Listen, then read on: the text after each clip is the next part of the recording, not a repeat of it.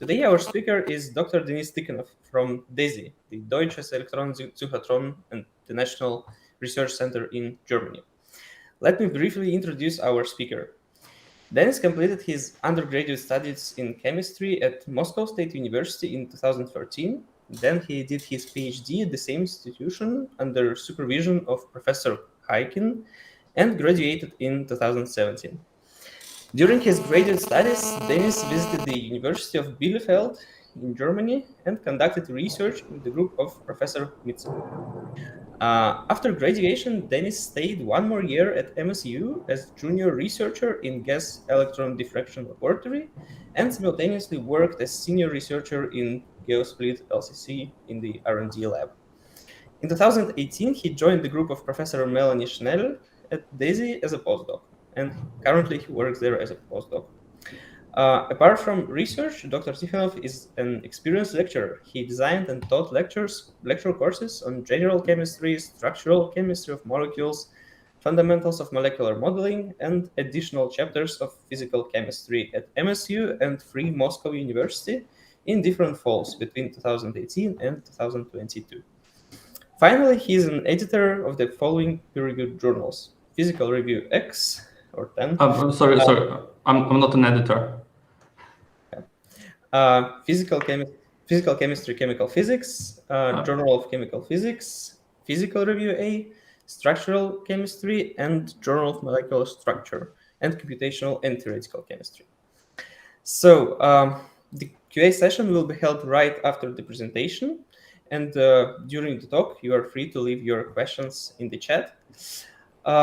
The side note, if you want to be our guest and present your research, also write about it in the comments in the chat, so we will contact you and organize your talk. Dr. Tikhonov, thank you very much for coming, and now the virtual scene is yours. Yeah, thank you for inviting me, and thank you for giving me an opportunity to speak.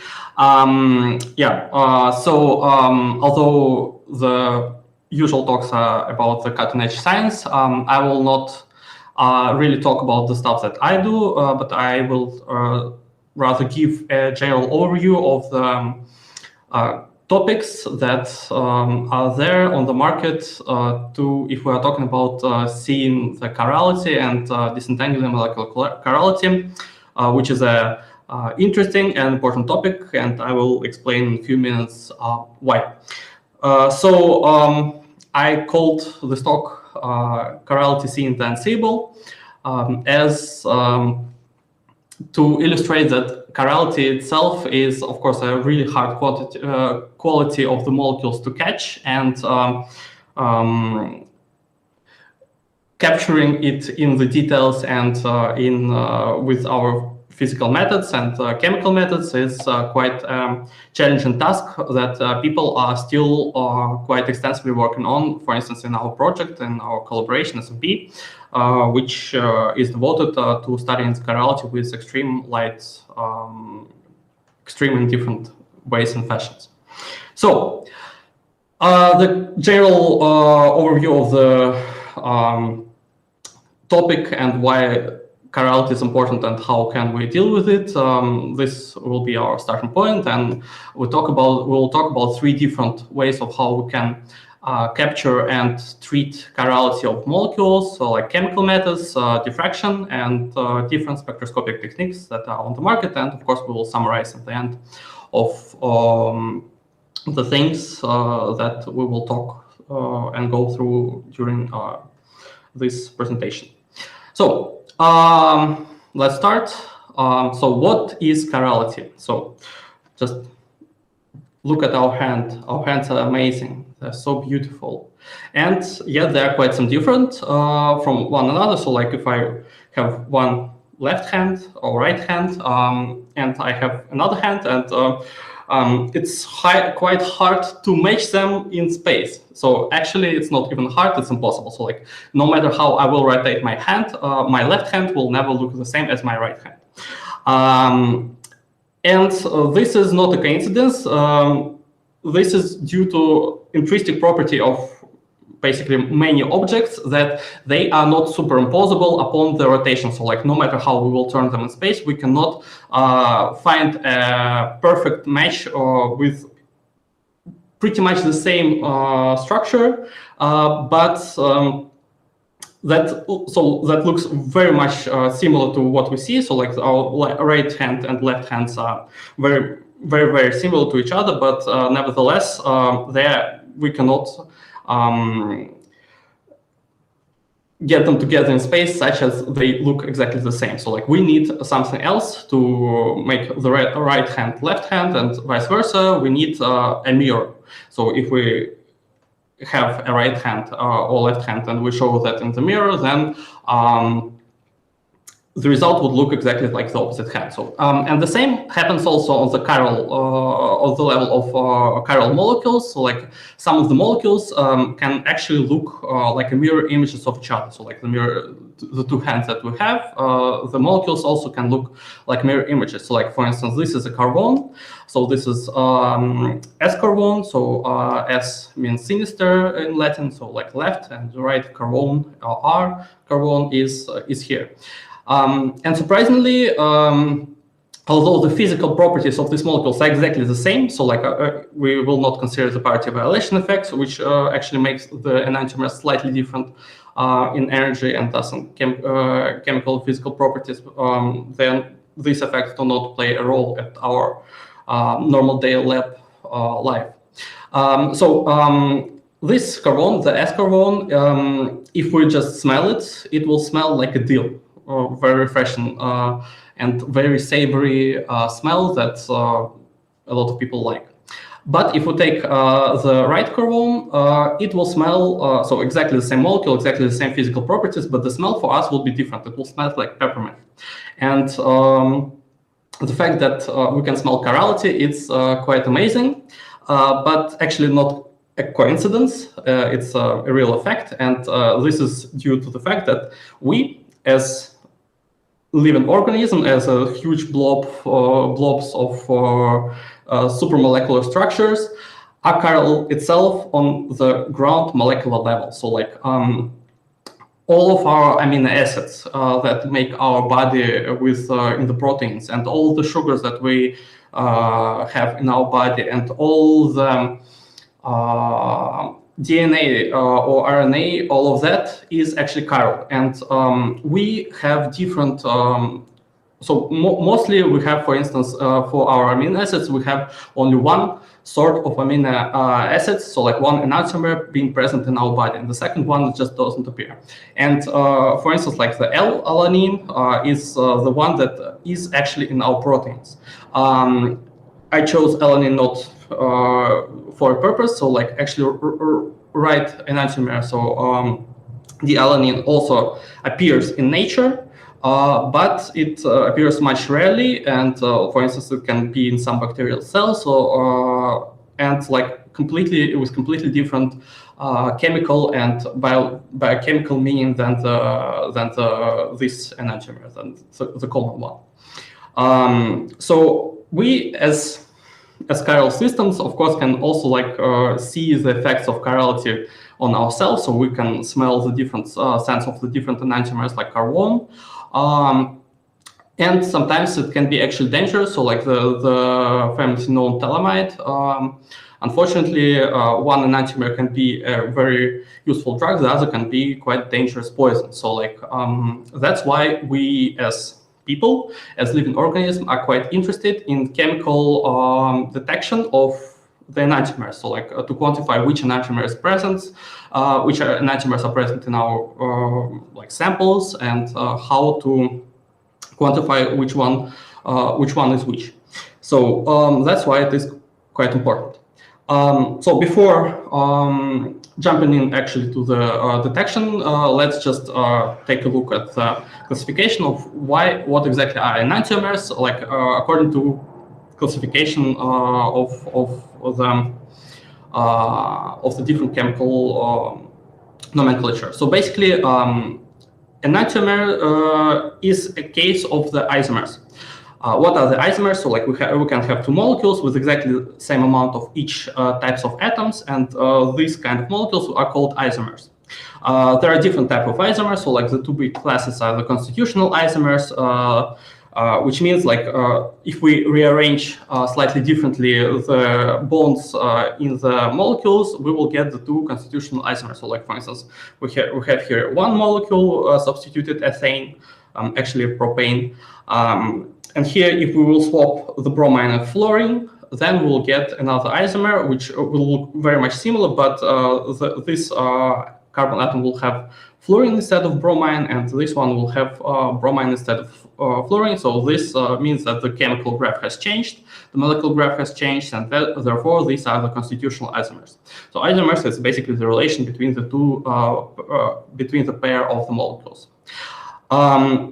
This molecule can have various spatial orientation in space, basically the orientation of the atoms in the three-dimensional space, and this is called the stereoisomers, and this is like more important concept that we have here because the chirality that we are after in this talk is actually in here. So if we look at this molecule, we actually have like this tetrahedral structure of the carbon, and these two carbon atoms are basically the chiral centers. And if we, for instance, invert the one of these chiral center by swapping the fluorine and hydrogen, we will get another molecule that actually is not a mirror image of this one. So these two molecules are called diastereomers, and they also are a manifestation of chirality, but a different one. So like basically if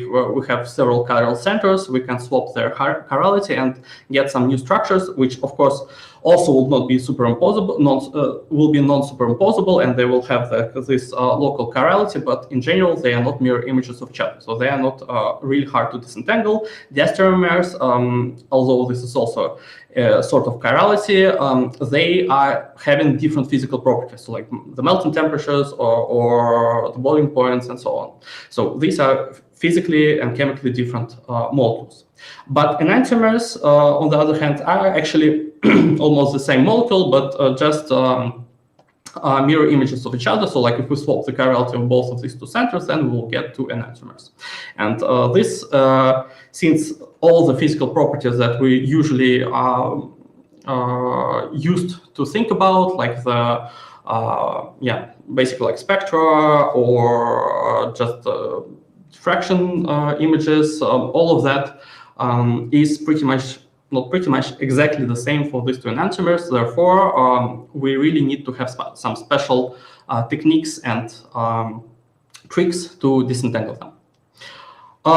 So, of course, chirality is not a static property, so it can exist on the various timescales. So, depending on the barrier that basically separates the interconversion of one enantiomer into another. So, like if it is like the orientation of the local orientation of the carbon, then of course, it really requires bond break and bond formation to change this. So basically, in these cases, we can talk about the permanent chirality, where if we have one enantiomer, it cannot be converted into the other enantiomer at any reasonable time of our observation. So like at the experimental time, so like if we just store one enantiomer in the box, it will not spontaneously will become another enantiomer.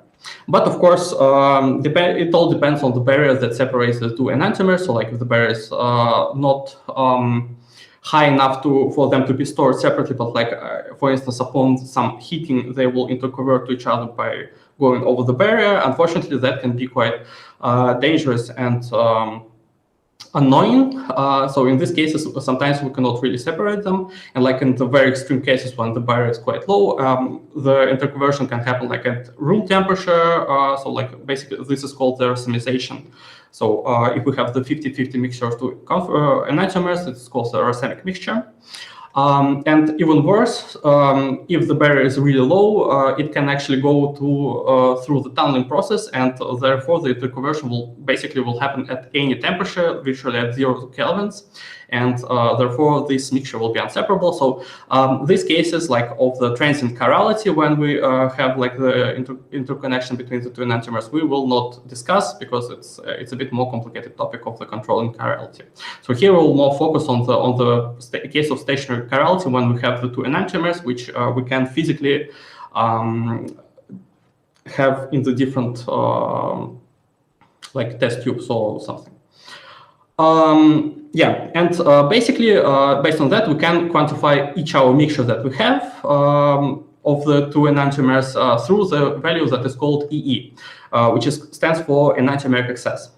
Basically this is the ratio of difference between the amounts of the two enantiomers divided by the total amount of the molecules of this type that we have.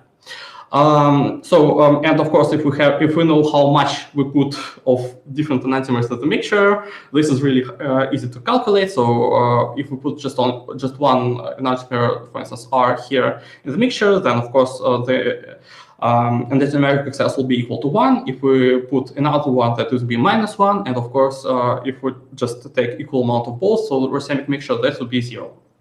And this value is basically what we want to get and to quantify with our physical and chemical methods.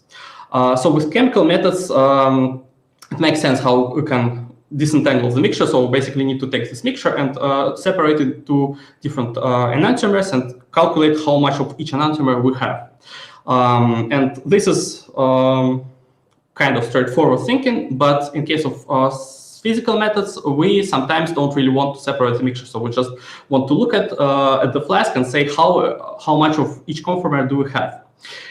And to quantify that, we basically need to find some observables that is proportional to this enantiomeric excess.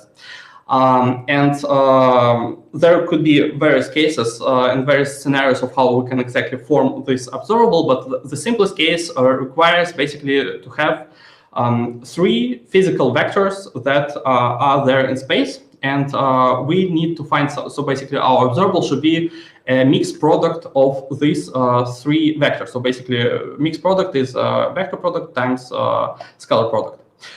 So for instance, let's again look at our hands. So like we have basically with a single hand, without breaking our fingers, we can point the 3 fingers like in only a single configuration that they look in all different 3 directions. So like the vector product is basically defined as I would go from my thumb to my middle finger, and the direction of this and the area formed by these 2 fingers or 2 vectors will be the value of our vector product, and the sign would be the direction of our vector product. It will be a vector. It will be pointed either upwards or downwards. So in this case, the order matters. So like from here to here, it will point upwards.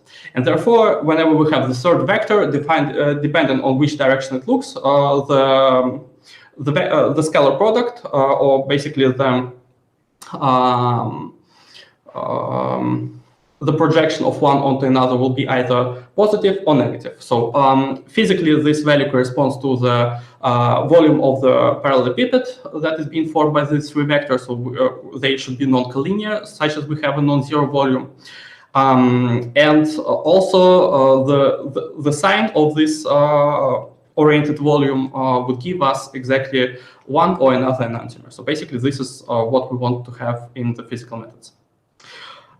We can see all the things in chemistry basically in 3 ways, with, of course, other chemicals. So like we can interact molecules with other molecules, which will give us something in the end.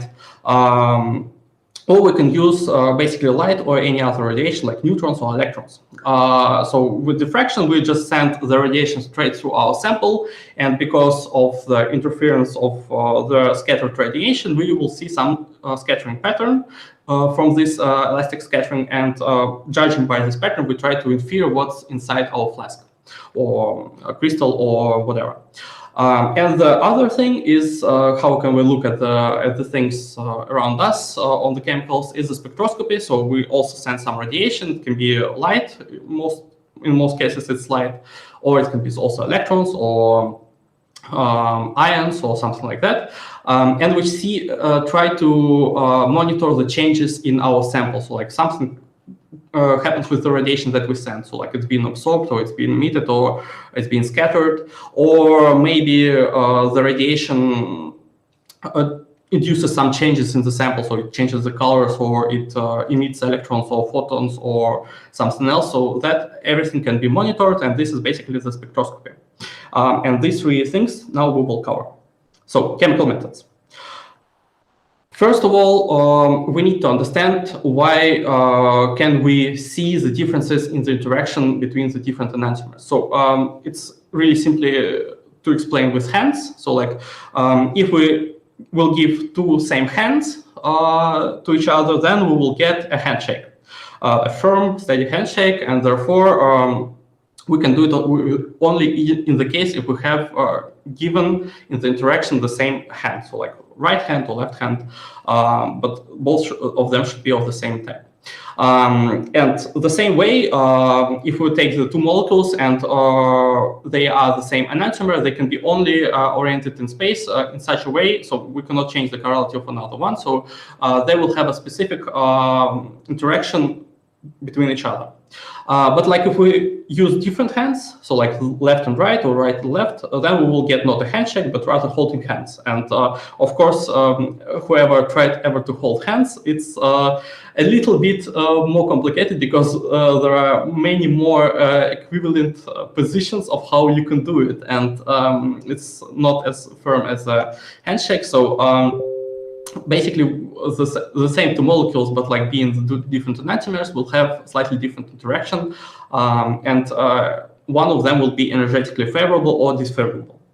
Therefore, we can try to basically harvest this property in some kind of way. And the simplest one, how we can try to separate the enantiomers chemically, is simply take our sample.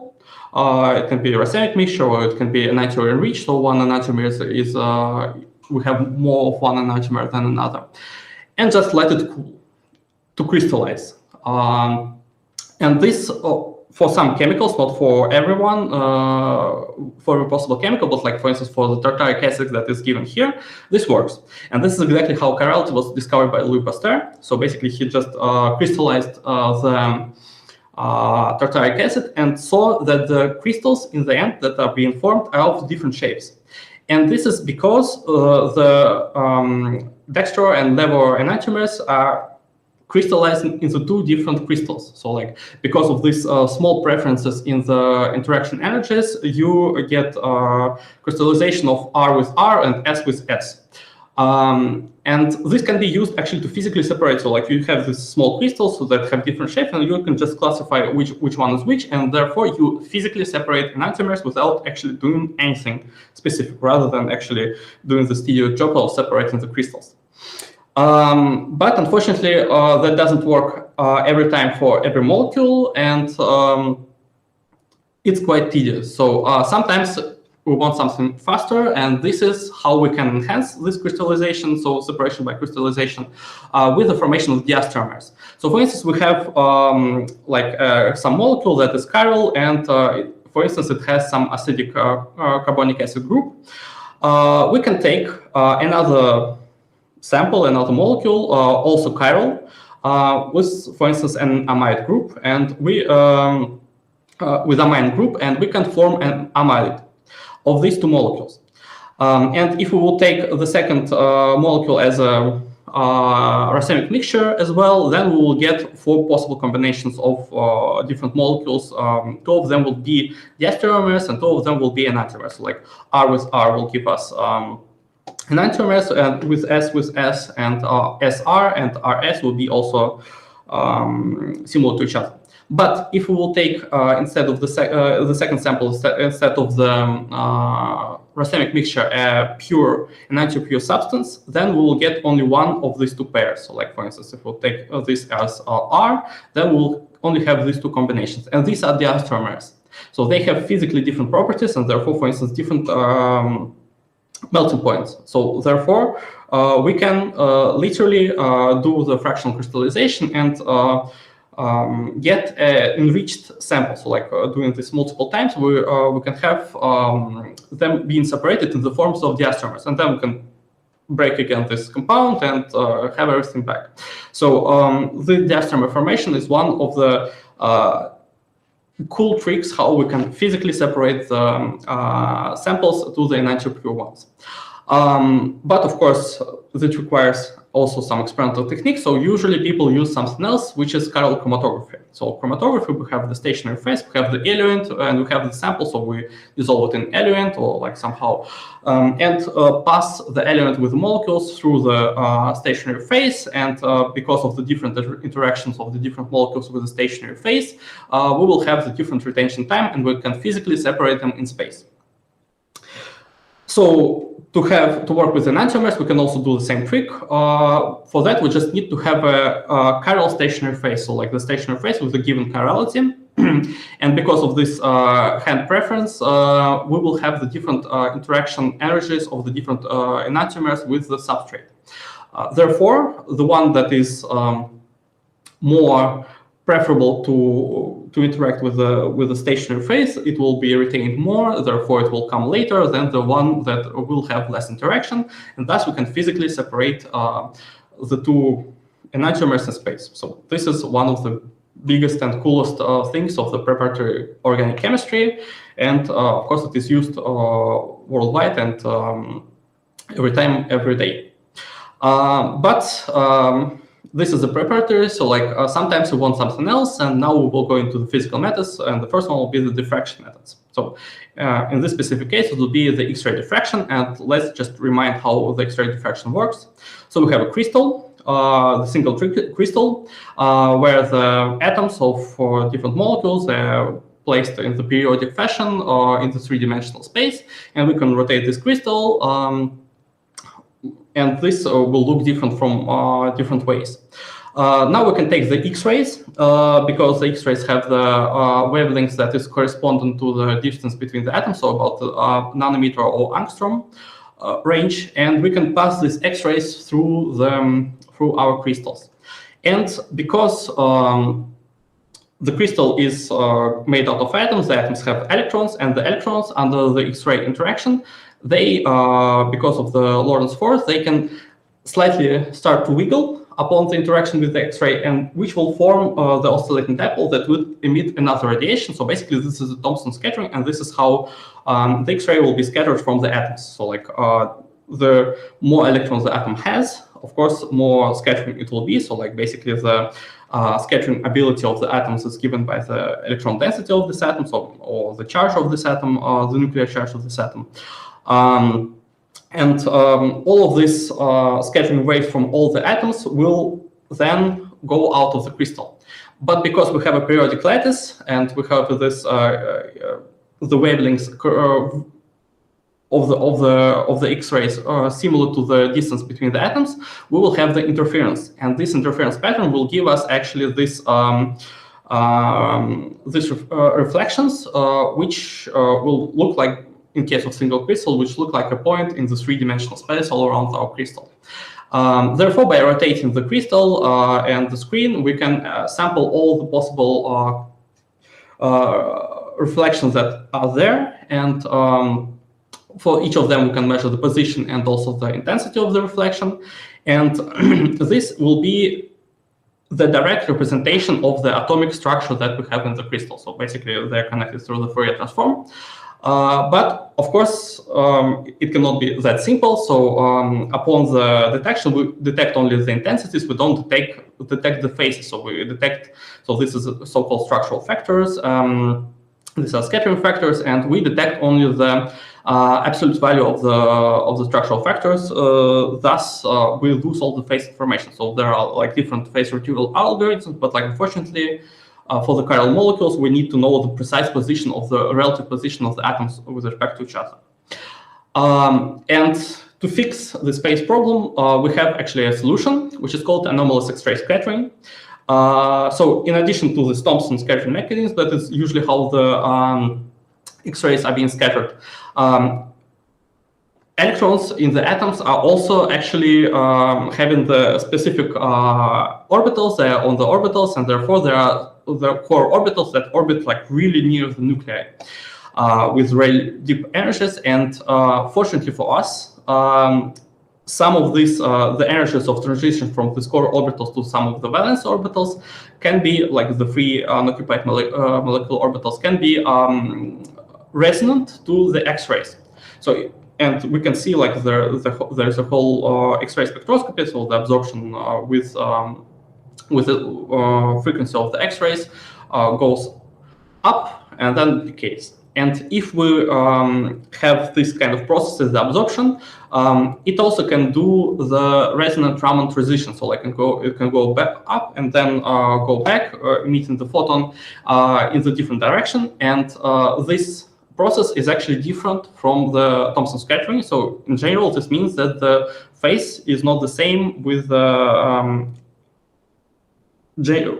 standard phase that we have in the Thomson scattering.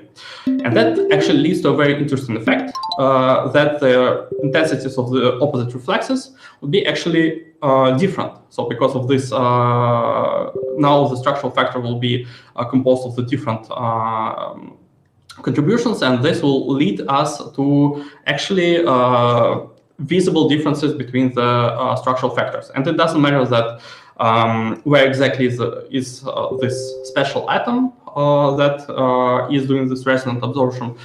We will have this phase solution for the whole crystal. So like we don't even need to incorporate basically the special atoms inside our molecule. They can be just near. Therefore, what we will do, we'll just take this crystal, we choose X-ray wavelength such as it's will give us an anomalous scattering, and we measure the intensity of fluxes, and that allows us to literally retrieve the phases from our intensities, and that allows us to actually establish the full 3D structure of the crystal. And this is really cool because this means automatically for the chiral system that we know which enantiomer is there. So what we are determining is actually the absolute configuration of the molecule in the crystal, which is exactly what we want. And basically at this point of time, this is like the main source of the absolute configuration information. So the anomalous scattering X-ray diffraction is like our main guide to go if we talk about the absolute configuration determination. So defining how exactly the atoms in enantiomers are being set in space. Okay, so now we'll talk about the spectroscopic methods, and before we're doing that, we'll just need to remember what is actually light. So we will not talk about like electron spectroscopy induced by electrons, but we will talk on the photon-induced spectroscopy. Therefore, we need light. So light, as we know, is just an oscillating electromagnetic wave.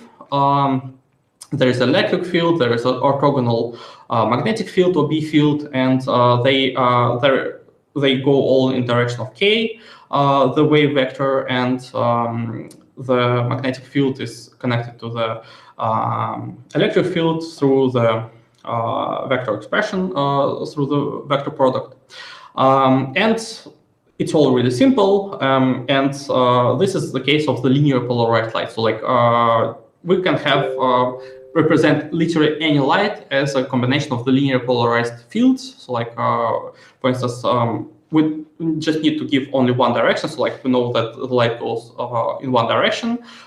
We can have either basically two possibilities of how the polarization of the light can be. So either vertical or horizontal. So like any other direction that is there, like for instance, 45 degrees with respect to horizon would be 50-50 mixture of the vertical and horizontal lights.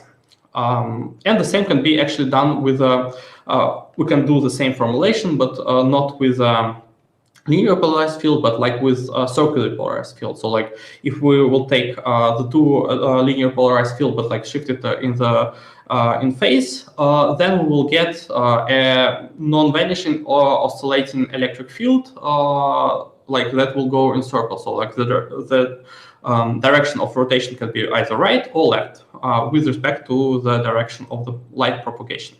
So this is our light. And of course, we have the molecules, the thing that we're interested in. Therefore, we need the light-matter interaction terms, how to describe this. And of course, we need to have some potential energy, or the Hamiltonian in this case, the part of the Hamiltonian that describes this interaction of light with molecule. Basically, there can be we can expand it in the different terms on the as like a Taylor expansion with respect to the fields that we have, so like electric, magnetic. But for our general purposes in this talk, we'll just need the electric dipole interaction and magnetic dipole interaction. So basically, there's a magnetic dipole and electric dipole. These are basically like tickets allowing for the molecule to interact with the light. And the electric and magnetic field also, of course, so our light is not also a classical wave. It's composed of photons, the particles, and basically we can think of the amplitude of this electric and magnetic fields as the amplitude of the harmonic oscillator. So basically, there's an oscillation, and the amplitude of this is the amount of the photons that we have in our light. So basically, the electric and magnetic fields in this secondary quantization will be just a sum of the creation and annihilation operators, and the whole number of photons can be described in this as excitation of the harmonic oscillator. So therefore, upon the interaction with light, basically each of this term would correspond to a single photon. So this magnetic and electric dipole moment terms will correspond to the creation and so absorption of the photon or emission of the photon. So this is the picture that we would have always need to have in mind whenever we talk about this spectroscopy. It can be also represented in this pictorial way. So let's let's imagine we have a mountain and we have a bunch of different stops. And these stops are basically the quantum states of our molecular system. And we need to go from one stop to another. So basically from one quantum state of the molecule to another quantum state of the molecule. It doesn't matter which states they are. It can be vibrational or rotational or electronic excitation. It doesn't matter. And then we have the two trains, so two ways of how we can get from one state to another state. So we can have a very robust train that goes all the time at time and is fast and goes with a known route. And this is basically our electric field. So electric field is a very strong interaction with the molecule. So therefore, this is the most simple and effective way to go between the different quantum states. But we have the other way, which is less reliable. So since magnetic field is basically electric field divided by the speed of light, so less intense in the interaction. And this will be a bus that goes on a very rough and muddy pathway that has, but it has a different route than our electric interaction. But nevertheless, it goes quite rarely and effectively. But anyways, we can also use it if we want to get to some specific location and some specific state. So basically, this is how we can think of the light-matter interaction with the molecules. And we'll start simple with the oldest and simplest chirality detection technique, which is an optical rotation. So imagine we have two states of the molecule. We have ground state of the molecule where the molecule exists, and we have some excited state. For instance, it can be electronic excitation or whatever. And we can have an excitation from with the light from the ground state to excited state.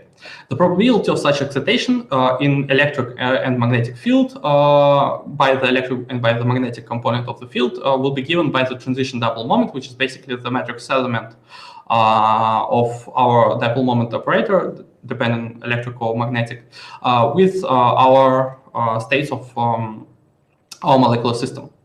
And this transition dipole moment basically characterized how effectively our molecule can interact with the light.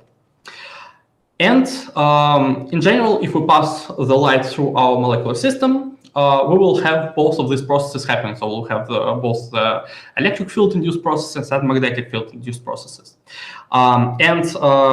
Since they will happen both at the same time, there will be some interference between those two processes. And the interference can be characterized by this physical quantity R, rotation, which is an imaginary part of the product of these two vectors. And this is actually a measure of chirality. But you can ask, we wanted something as a mixed product, but this is just like a scalar product.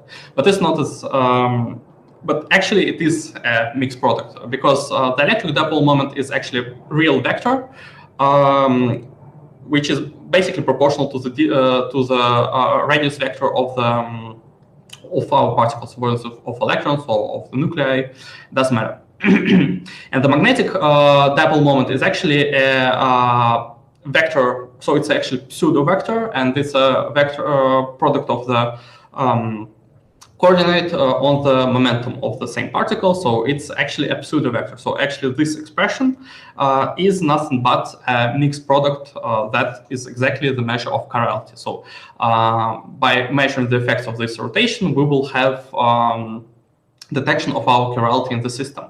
And the oldest way how we can detect it is actual the optical rotation measurement. So we can have a light source. It can be an incoherent light source that gives us all the possible polarization. And we can use something that is called polarizer, linear polarizer, that will take only one polarization from our light and send it further. So like this is what we do. And then we have a sample that can be, for instance, chiral. And because of this rotation, because of this interference between the electric and magnetic components, excitation of the molecules, we will have actually the rotation of this polarization axis as the light passes through the molecule. And this we can simply infer with a second linear polarizer. So we can just need to rotate it in such a way to see when the polarization when we match the new polarization, so when we start, when we see the maximal light that passed through the sample. And therefore, the degree of chirality is now proportional to this rotation. Optical rotation is now characterized with this rotation angle. And this is like the simplest and most straightforward way how we can characterize the chirality. So the problem with this is, of course, that we have a magnetic interaction, and generally the magnetic interaction is quite weak. So therefore, of course, to see this effect, we need to have like macroscopic amounts of the sample, which in some cases it's not a problem. So like, but like, of course, if you have like a teeny tiny amount of the sample, might be not the best way how you can quantify the chirality of the sample. Nevertheless, we can also use the same quantity to do another type of spectroscopy, which is called the circular dichroism. So we have this flask, the same flask, and we pass the light through this flask. But now, in this case, we use not a linearly polarized light, but circularly polarized light. So first, we measure the spectrum. So, for instance, absorption spectrum of the molecule. So the absorbance of the sample with the left circularly polarized light and with the right circularly polarized light. And because of this rotation, actually, this absorption will be different if we have one enantiomer being present more in our mixture than another. And if we then subtract these two spectra from each other, we will see like this differential spectra, and the direction of which peak is high, which peak is lower, will actually give us the enantiomer that we have present in the system. So this is a very simple technique. It can be done in the UV visible range, so which is usually what is inferred as a circular dichroism. It can be done with molecular vibrations. So this is VCT, vibrational circular dichroism. There is another technique that also is a circular dichroism, but we will discuss it later. So this is photoelectron circular dichroism. Therefore, it's crossed out because it doesn't work with the same physics behind it. And as an extension of this circular dichroism, there is also the technique called Raman optical activity, which is basically the same idea, but now we don't measure the absorbance of our light by the sample, but now we measure the Raman transitions. So basically it's a two photon effect. So what is the Raman transition? So we have initial state, the final state, and we do the two-photon excitation. So like first we excite the system to some virtual state, and then we emit the light in the different direction of a new wavelengths or of a new frequency, counting by this difference that was comes from us arriving in the different quantum state of the molecule. So by the same principle, we will have the interference of the different pathways. So like with the magnetic and electric dipole moments, and therefore we will also get the terms in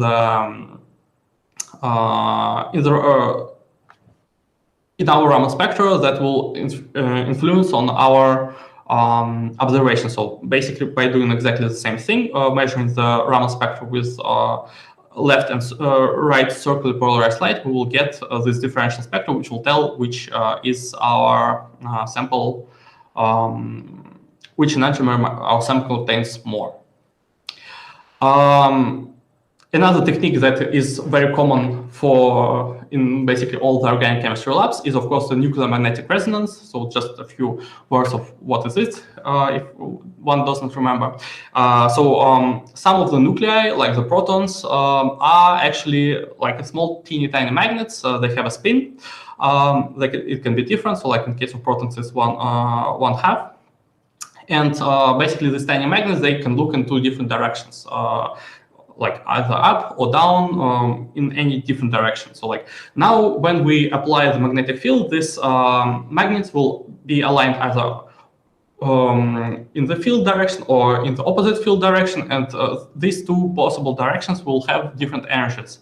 And therefore, if we apply the magnetic field to our sample, basically we will separate these two spin states in energy, and therefore we can use the transition with usually radio frequency that we can apply externally. So like we have our sample, we get it into the magnetic field, we start to apply the radio frequency, and we get the spectrum. So of course, since we can apply different magnetic field, of course, the frequencies can shift. So we don't look at the actual frequency of the transition, but on the relative frequency transition with respect to some reference, which is usually tetramethylsilane TMS molecule. And this technique, of course, NMR by itself is not chiral at all. So like it has nothing to do with chirality. But we can transfer this problem of chiral detection to a different way. So like bring the chemical perspective and basically do the transfer the enantiomer problem into the diastereomer problem. So since these are the two different molecules, they're physically different, thus they also have physically different spectra.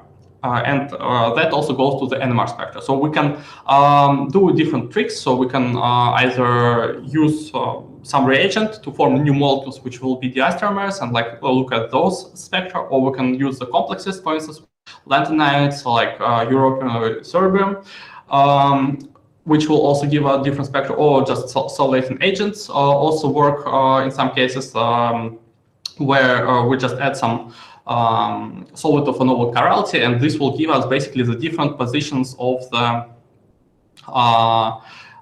NMR peaks in our spectra. So by that, we can infer what is the chirality of our unknown sample.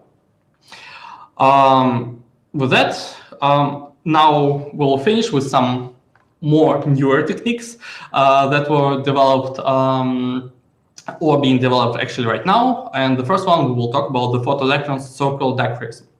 So this is a photoelectron spectroscopy. So we can have the molecule, we can shoot a light through it. It can be like the synchrotron radiation, like in VUV or XUV range, or it can be the laser, intense laser radiation, it doesn't matter.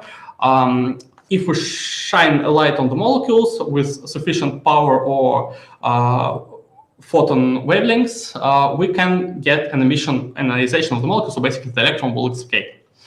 And this, for instance, can be mapped with VMI. So like basically this is a set of electrodes. So this is a negatively charged repellent electrode. This is positively charged attraction electrode. And the electrons basically will be repelled here, and they will be mapped onto the screen. And we can make these electric fields in this system such as we will map basically the electrons with the same momentum on the circles of the different radii. So basically, the radius of the circle will correspond to the velocity or momentum of the electron that it moves with. So this is like the cool way to get the photoelectron spectra. And now we can try to measure the same spectra, but like with the two different lights, so like with red and left circular polarized light. And upon the ionization, the electron will propagate in the field of the core that is left behind, so like the ion. And because this field is chiral, and the light also is kind of this left and right circular polarized light is also chiral, the electron will propagate in this chiral field. So it will either go in one direction predominantly or the other direction. So therefore, we will have something that is called the forward-backward asymmetry. And then just by swapping the measurement with the two different left and right circular polarized field, we will get a differential spectra that will show the chiral response or the response only if we have a chiral sample. And so basically this is a circular dichroism, but unlike the actual circular dichroism that we had before, this is actually just an electric field effect. So since the electron is mainly propagated by the electric field that is created by the ion itself, and the field that we have the light that we shine on the molecule, therefore no magnetic field is needed. Therefore, this is a very, very sensitive measurement technique for the chirality because it's just a pure electric effect. So this is one of the techniques, of the novel techniques that are there on the market. The other one is a bit more complicated, but nevertheless really cool. So we can also use something that is called Coulomb Explosion Imaging. So like we can take the molecule and charge it really, really, really high. So like produce a polycation, and essentially we take the electrons away and therefore form a bunch of different charged particles of that was a molecule, and they will fly away from each other in the different directions. So this is called Coulomb explosion, and of course they repel each other. These are positively charged fragments. They fly away in the different direction. But the cool thing that the momentums of this Coulomb explosion, Coulombly exploded molecule will actually retain the information about the chirality. So like this, any triple product of this three momenta will actually give us the information about the original chirality of the molecule. And we can also see this chirality. Basically, we just need to measure this momenta, and we know how to do this. So like there's a very complicated technique called Coltrims that allows us to do this. And finally enough, this is basically the second technique that allows us to see the absolute configuration without any application like of the quantum chemistry or whatsoever. So just from the experimental data, we take the molecule, we look at the Coulomb explosion imaging pattern, and we extract directly the absolute configuration of the molecule, which is really cool. So this is the second technique that can do it. Of course, it is quite novel, and the data analysis is not that simple compared to very complicated analysis of the X-ray images. So, but maybe someday this also would be a technique on the market for like everyday applications. And the last, I wanted to talk about the spectroscopy I'm kind of related to, which is a rotational spectroscopy. So let me just say a few words of what the rotational spectroscopy is. So let's have a molecule. This is basically a nonlinear molecule. This is a three-dimensional body, and therefore it can rotate in space. Every body, physical body in space, can have the three dedicated degrees of freedom, so like axes at which it can rotate without interacting with the other ones. So these are called the principal axes. And we label them in as ABC to distinguish them from, so to distinguish them from the lab frame. So this is a frame that is connected to the rotating body. And we can characterize basically the rotation of this molecule around each of these degrees of freedom. So like each of these principal axes by the moments of inertia, which are basically the sum of the masses of all the atoms of the molecule times the distance from this axis around which we rotate the molecule. So basically these are the moments of inertia. And since molecules are quantum, this motion, the rotational motion, is also quantized. And we can see the different transition between the rotation of three molecules. So of course, we need to get a sample. And we can characterize this kind of rotation. The quantization has a connection to so-called the rotational constants, which are essentially give like a building blocks for the frequencies, the transition frequencies between the different rotational states. And these rotational constants are basically proportional to the inverse of this moments of inertia of the molecule. So like this are A, B, C rotational constants of the molecule. So how the experiment is done? The normal, the new age broadband rotational spectroscopy measurement. So we have usually a supersonic expansion, a pulse nozzle, where we send the molecule inside the vacuum chamber, and which also cools down the molecules to quite low translation and rotational temperatures. This really simplifies our spectra. Upon this cooling, for instance, we can have the molecules being sticking to each other. This basically is, we can form the weakly bonded van der Waals complexes. And this is kind of beautiful because it's basically the interaction between the molecules at its core. And then we just send through this molecular beam a light that excites the molecule into the higher rotational states. And afterwards, we just track the decay of this excitation, so the polarization that we induce with the second horn antenna. And this is how we measure spectra. So like we measure in the time domain, of course, we then do the Fourier transform and get the frequency domain rotational spectrum. And we can use this rotational spectroscopy. So it's basically a twin of the NMR spectroscopy in some sense, because it also has to do with angular momentum, but it's not a magnetic effect, but it's an electric effect. So it's really strong. So if we have a polar molecule, and we can stick, for instance, take another of a unknown chirality, we can take a little bit of another molecule that we also see in the beam, and we can form the complexes, weakly bounded van der Waals complexes of these different molecules. The cool thing, so basically they will rotate as a whole. So like it's not like one part of the molecules rotating with respect to each other. This is a new single huge super molecule, and it will rotate as a whole. And so basically, if we take the tag of a known chirality, and if we have another chiral molecule, we will have the two different types of clusters formed. So like basically, we can get the diastereomer, so like the enantiomer problem into the diastereomer problem, and we'll have the two different spectra that corresponds to one molecule and to another molecule. And by judging on the intensities of these lines, we can also infer which one is which, and which one is more present in the sample than the other. So this is called the Chiral Tagging Rotational Spectroscopy. But actually, there is another technique that allows us to see the chirality with rotational spectroscopy, and this is called the microwave three-wave mixing.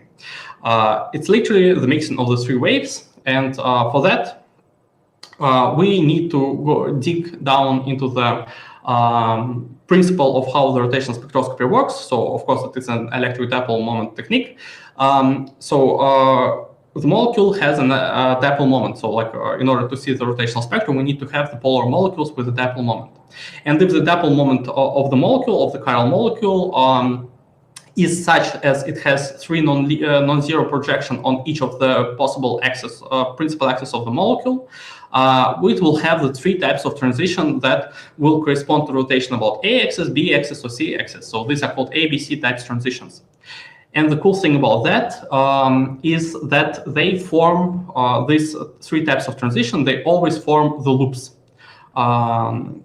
between the three states that are involved there. So like if we have those three quantum states, they're always being collected by the loops that are made of three different types of transitions. And since these electrodipole moment components are the three vectors, the product of the three vectors, the mixed product of the three vectors, of course, is going to be chiral. So it's basically a degree of, we can judge the degree of the chirality by this product of the three vectors. And this is essentially what we will do if we will do the sequential excitation of the transition in this kind of loop. So how does the three-way microwave three-way mixing works? So we choose the three rotational states of the molecule, and we do the following cycle of excitation. First, we take some molecules from here, and we transfer half of them, or actually we can do it less than half, some of them here. And then we just transfer some of these molecules to the new state here. And these three transitions should be done in two different directions. So like with one polarization and with the other polarization. So like for that, we need the three antennas with the different polarization. And although we will not excite this transition at all, because of this cyclic excitation, so this two-photon excitation, we will form a third excitation that we can measure in the third direction, which we never ever touched. So not the frequency, not the direction. So and we will get a signal, and this signal will carry down the information about the chirality of the molecule, and this information will be stored at the phase of this transition. So like for one enantiomer, we'll get one phase, and the opposite phase, so like a mirror image of this phase, we will get for the second enantiomer. And this is how we can discriminate between the enantiomers just using the microwaves. So this is another cool technique that we can do maybe in the future for the industrial applications. So, summary. We have basically three main branches of methods that are on the market. So there are chemical methods, there are spectroscopic methods, and of course there is a diffraction method. So the absolute configuration, so like the actual positioning of the atoms in space, we can really determine with only X-ray diffraction. So like this is like the only way how we can do it. In principle, like this mass spectroscopy-based method, so like the Coltrane's, basically, of course, it's not really only mass spectroscopy based, it's much more complicated, but just like for the sake of time. We can also determine the absolute configuration with this Coulomb Explosion Imaging, but it's still on the development way. So basically, this is the only way how we can do it right now, X-ray diffraction. We can use like the normal spectroscopies, like NMR or microwave spectroscopy, by doing some chemical addition. So basically transferring the enantiomer problem into the diastereomer problem. We can solve some of our problems with our normal everyday spectroscopy. But of course, there are techniques that they don't need some additional chemicals, that just use the chiral properties of the light and the chiral interaction of the molecules. And these are, of course, the circular dichroism, VCD, optical rotation, PECD, and so on, microwave three-way mixing, and all of them can be used to quantify the chirality, qualitatively describe the chirality of our samples. Really easy. So in principle, also we can get some information about the absolute configuration even with these methods like circular dichroism and optical rotation if we use the quantum chemistry. So like to give prediction on the signal from the quantum chemistry, and that is already enough in some cases. Of course, it's not really pure experimental. It's also addition from the ab initio, but nevertheless, it also works. With PECD, it's on the way, but unfortunately, the quality of the calculations are still not there yet. So this is like the cutting-edge problem for the theoretical chemistry. Yeah, so you can read some literature about all these methods. I hope we can share the presentation somehow. And with that, thank you for the attention. Yeah, of course, I didn't talk about all the possible methods, so of course some of them were left out, but I hope at least some overview is there for you. And yeah, thank you for the attention.